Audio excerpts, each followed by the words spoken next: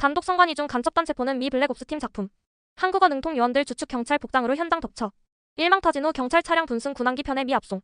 윤 대통령 측 국정원 비상임 특임 요원들도 미의 정보 공조. 지난해 12월 3일 경기 수원 선거관리연수원에서 기습 전개된 한미 공조 중국인 간첩단 검거 작전은 미 정보당국 블랙옵스 팀의 작품인 것으로 밝혀졌습니다.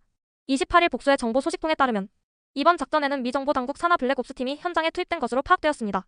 비밀리에 활동하는 그들의 존재가 공개되기는 처음입니다. 본지 취재를 종합하면 한국어에 능통한 아시안계 요원들이 포함된 작전팀은 경찰 복장으로 환복한 뒤 계엄시각 중국 간첩단이 은신에 있는 선거관리위원회 연수원 서쪽 외국인 공동주택에 들이닥쳤습니다. 이 건물은 등기 부등 본상 선관위 소유입니다. 검거 당시 중국인 간첩 혐의자들은 별다른 저항을 하지 않았다고 합니다.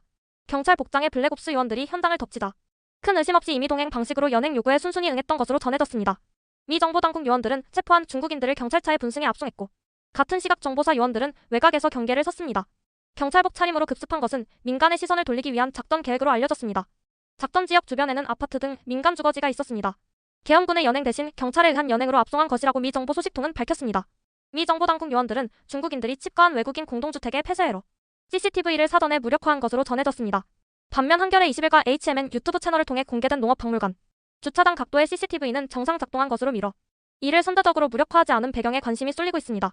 앞서 미 정보당국은 중국 국덕의 간첩단을 체포하기 위해 수년간 정보 수집 및 추적을 벌이며 한국 정보당국과 긴밀하게 공조해온 정황도 새롭게 드러났습니다. 바이링귀얼 한국어와 영어 등 이중 언어에 능통한 한 요원은 선관위 인근 법인에 취업한 사실도 확인되었습니다. 잠입한 요원은 건물 주변 지형을 감시하면서 확보한 사진들을 본지에 일찌감치 제공하기도 했습니다. 본지는 미국 정부의 공식 확인 발표가 있기 전까지는 사진들을 비공개할 방침입니다. 이번 작전에는 국가정보원의 비상임 특임 요원들이 관여한 것으로 알려졌습니다.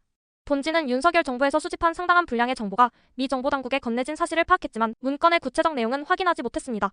이 자료들은 미 정보당국이 중국 공산당이 주도한 국제부정선거 카르텔의 본거지를 한국 선관위의 외국인 공동주택으로 특정하는데 결정적으로 기여한 것으로 보입니다.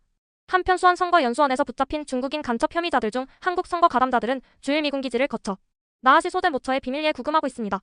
이들을 억류하고 있는 장소는 오키나와에 있는 가데나 미 공군기지와 인접한 곳입니다. 이는 미국 선거 조작 가담자를 미국 본토로 압송한 데 이은 조처입니다. 중국인 간첩 협의자들은 한국과 미국 선거 조작에 개입했을 뿐 아니라 우리나라 댓글 조작에도 관여했다는 자백을 미 정보당국이 신문 과정에서 확보한 것으로 드러났습니다. 구체적으로 중국 간첩 혐의자들은 프로젝트 모긴으로 알려진 인공지능 AI를 접목한 매크로를 개발, 적용해 온 것으로 나타났습니다. 모긴은 AI를 훈련시켜 사람처럼 댓글을 다는 고도화된 매크로의 일종입니다. 이들은 또 외국인 연수생 신분을 가장해 한국에 체류하는 동안 6개월을 주기로 교체되면서 이 중 일부가 업무에서 제외된 후 실업급여를 받은 사실이 확인돼 충격을 주고 있습니다. 중국 정부는 자국민이 체포 합송됐는데도 본지에 16일자 온라인 첩보도 이후 지금까지 공식 입장을 내놓지 않고 있습니다. 이상으로 선관위 중 간첩단 체포는 미 블랙옵스 팀 작품이라는 뉴스를 알려드렸습니다. 이상입니다.